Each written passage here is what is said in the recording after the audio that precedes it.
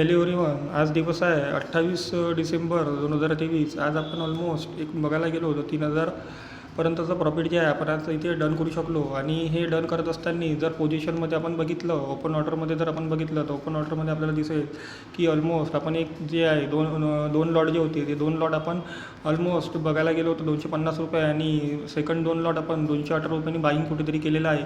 आणि जे सेलिंग होतं 47,600च्या सीमध्ये ते आपण 285 रुपयापर्यंतचं केलेलं आपल्याला इथं सर्वांना दिसत आहे, ज्याच्या माध्यमातून आज आपण ऑलमोस्ट 3000 रुपयापर्यंतचा प्रॉफिट कुठेतरी डन करू शकलो. आता हे प्रॉफिट आपण कुठल्या पद्धतीमध्ये डन केलं ते आपण एक 2 मिनटामध्ये जाणून घेऊया. मार्केटमध्ये जर बघितलं आपण बँक निफ्टीच्या इंडेक्समध्ये, तर बँक निफ्टीचा इंडेक्स लास्ट सेशन जर आपण बघायला गेलो तर लास्ट सेशनमध्ये आपल्याला दिसत असेल की इंडेक्समध्ये कंटिन्यू काय होतं तर करेक्शन चालू होतं डाऊन साईडचं, ज्यामध्ये वरच्या साईडला जर आपण बघायला गेलो तर वरच्या साईडला कंटिन्यू पी ज्यांनी बाय केला होता या पी बाय करणाऱ्यांची कुठेतरी वरच्या साईडला एस एल कुठेतरी अवेलेबल होते. हे अवेलेबल एस एल कुठेतरी किंवा या अवेलेबल एस एलचं प्रॉफिट कुठेतरी कमी करण्याकरता मार्केटला एक अपसाईडचं मोमेंटम करणं पण गरजेचं होतं, परंतु कमी करत असताना कुठेतरी बॉटम पण क्रिएट करणं तेवढंच इम्पॉर्टंट होतं. तर बॉटम क्रिएट करण्यासाठी एक इम्पॉर्टंट लेवल ज्याला आपण सायकोलॉजी लेवल म्हणतो, तर सायकोलॉजी लेवलनुसार जर बघायला गेलो तर ऑलमोस्ट 47,500च्या जवळपासची एक सायकोलॉजी लेवल आपल्याला इथे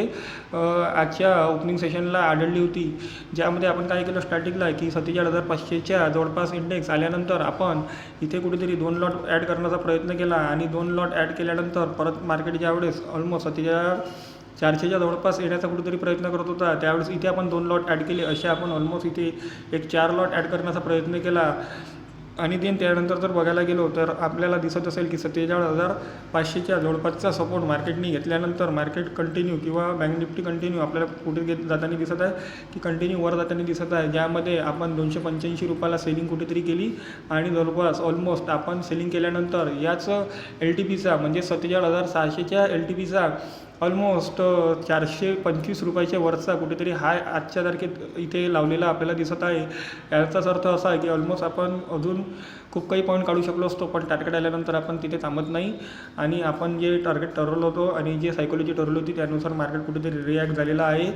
असंच नवीन व्हिडिओ बघण्याकरता चॅनलला लाईक, शेअर आणि सबस्क्राईब करा. धन्यवाद.